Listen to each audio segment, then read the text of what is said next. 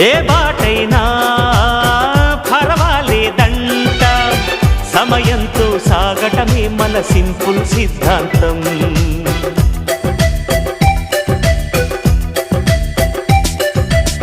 చిరుగాలికి పరిమళమిచ్చే సిరిమల్లెల వనమై ఉందాం, గగనాన్ని నేలను కలిపే హరివిల్లుల బంతెన అవుదాం.